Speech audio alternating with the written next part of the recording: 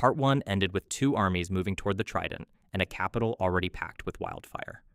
The obvious ending to Robert's rebellion is Robert Baratheon meeting Rhaegar Targaryen in the river. One of them carries a warhammer. The other wears black armor covered in rubies. Only one will ride away.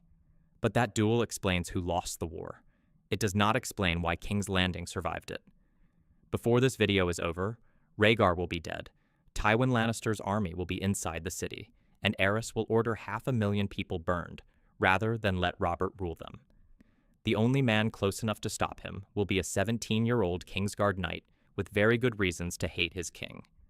Everyone who enters the throne room afterward will think Jaime Lannister chose his father over his vows. They will not know about the wildfire. Rhaegar returned from the south after the Battle of the Bells. The books have never given us a complete map of where he and Lyanna had been, so there is a gap here that no confident retelling can honestly fill. What we do know is that Rhaegar took command of the royal army. He persuaded Aerys to ask Tywin for help and left King's Landing expecting to return. Jaime wanted to ride with him, but Rhaegar refused. Jaime was still useful as a hostage against Tywin, and the prince needed a Kingsguard knight in the capital to protect Elia and their children. Rhaegar told Jaime that changes would be made when the battle was over. They never spoke again. Aerys had his own way of securing Dornish loyalty. He reminded Prince Lewin Martell that Lewin's niece Elia and her children were still in the Red Keep. Lewin led 10,000 Dornishmen into Rhaegar's army. By the time the royal host reached the Trident, it numbered close to 40,000. It was larger than the rebel force. On paper, that should have been enough. The rebels had one advantage that numbers could not show. Robert, Ned, and Jon Arryn had spent months fighting together. Their soldiers had survived Gulltown, Summerhall, Ashford, and the Battle of the Bells. Rhaegar's force was larger, but it had not been tested as one army. Then the prince tried to cross the river. The battle was fought around a ford, where the King's Road crossed one branch of the Trident. Rhaegar needed to push his army through. The rebels needed to stop him before the royal host could form safely on the other bank. The result was not one clean charge. Fighting spread through the shallows and along the riverbank. Banners disappeared into the crush. Prince Lewin died in combat, and Barristan Selmy was struck down with wounds so severe that most men would have left him for dead. In the middle of it, Robert found Rhaegar. Both men were mounted when they met in the stream. Robert was already famous for the strength behind his warhammer. Rhaegar wore black plate with the red three-headed dragon on his chest, picked out in rubies. The songs turned their duel into the whole battle. It was not. Thousands of other people were fighting around them, and the rebel victory did not depend on a single swing. Still, everyone could see what happened when Robert's hammer crushed Rhaegar's breastplate. The prince fell into the water. Rubies broke loose from his armor and scattered through the river while soldiers searched for them in the mud. The place would later be called the Ruby Ford. Some later material says Rhaegar died with Lyanna's name on his lips. That detail is not established in the published novels, and we do not need it. His death was dramatic enough without adding final words nobody present has given us. The royal line broke. Men who had followed the dragon banner began to run, and the rebellion finally had the victory it had been moving toward since the Vale. Robert had won the duel. He was in no condition to lead the pursuit. Robert had been wounded during the battle. When Roose Bolton found Barristan Selmy barely alive, he advised Robert to cut the famous knight's throat. Robert sent his own maester instead. That decision mattered. Barristan recovered, received a pardon, and eventually served Robert on the same Kingsguard that he had defended at the Trident. Robert was often at his best when an enemy was still alive to be won over. Ned rode ahead with the rebel vanguard while Robert recovered. The capital was now exposed, but Rhaegar's family was still inside it. Aerys sent his pregnant queen, Rhaella, and their young son Viserys to Dragonstone.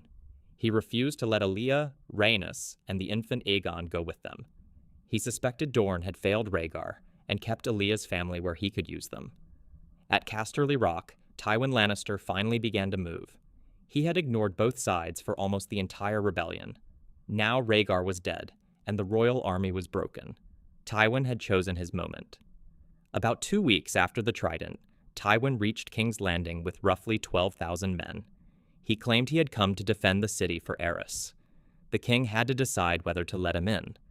Varys warned that the gates should remain closed. Grand Maester Pycelle argued that Tywin had come to save the capital. Aerys listened to Pycelle, perhaps because the king still wanted to believe his old hand had returned to him. Years later, Pycelle admitted that he expected Tywin to support Robert and had urged Aerys to open the gates for exactly that reason. The portcullises rose. The Lannister army entered. Then it turned on the city.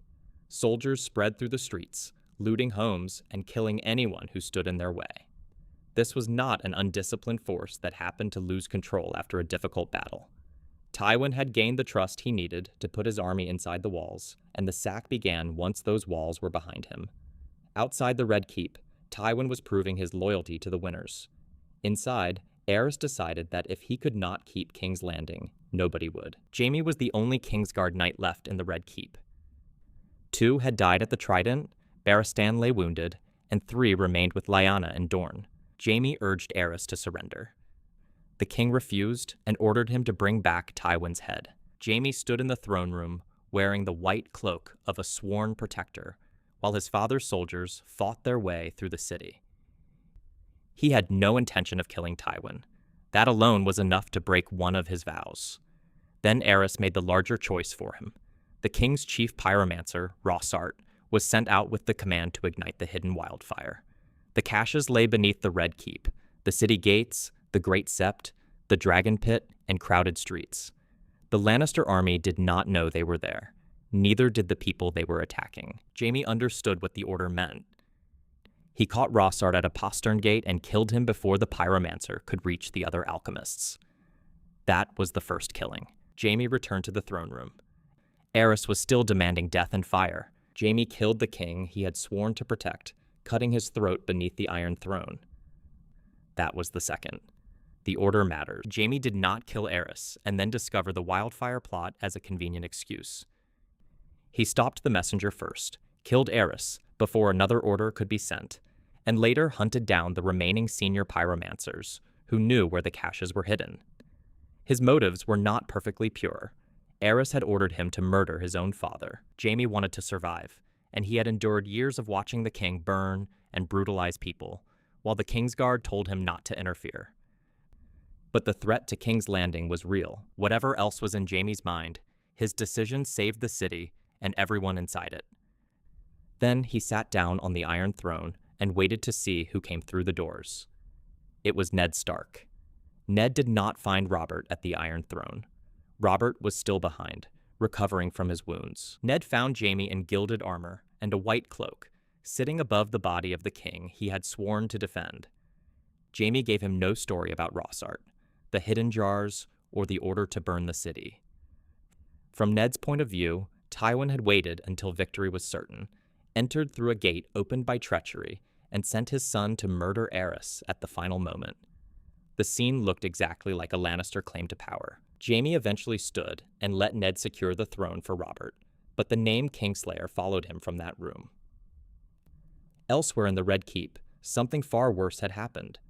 Amory Lorch killed 3-year-old Rhaenys. Gregor Clegane killed Ilya, and the infant presented to the court as Prince Aegon. The details are cruel, and we do not need to recreate them to understand what Tywin had done. Tywin later admitted that he wanted Rhaegar's children killed. Their deaths proved to Robert that House Lannister had broken completely with the Targaryens. He claimed that he had not ordered Ilya's death and had simply failed to tell Gregor to spare her. That is Tywin's defense, not an independent fact. Much later, Varys would claim that the real Aegon had been switched with another infant and smuggled away. A young man called Griff now says he is that survivor. The published books have not confirmed his identity. During the sack, a dead child was presented as Rhaegar's son, and the victorious side accepted it. When Robert reached the city, Tywin presented the bodies as proof of Lannister loyalty. Robert had not ordered the murders. He also refused to punish them. Ned called the killings murder. Robert called the children dragon spawn. Ned wanted Jaime removed from the Kingsguard as well.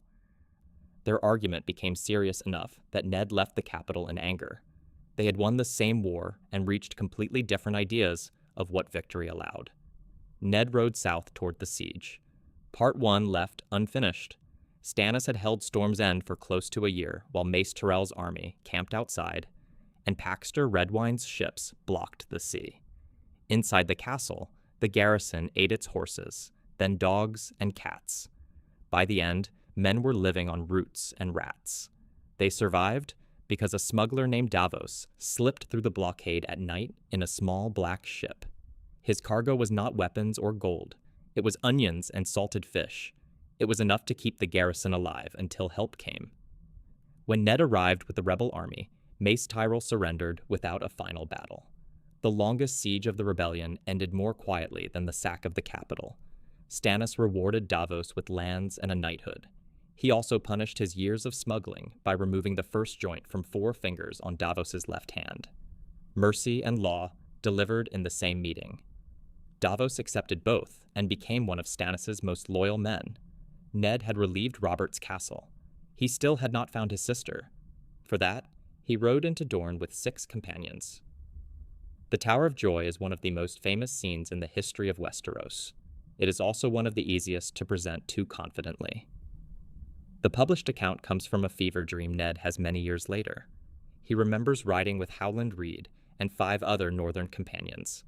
Outside a lonely tower in the Red Mountains, they found 3 Kingsguard knights waiting for them. Sir Gerald Hightower was the Lord Commander. Sir Oswell Went had been close to Rhaegar. The third was Sir Arthur Dane, the Sword of the Morning, and perhaps the most respected knight of his age. They had not been at the Trident to defend Rhaegar.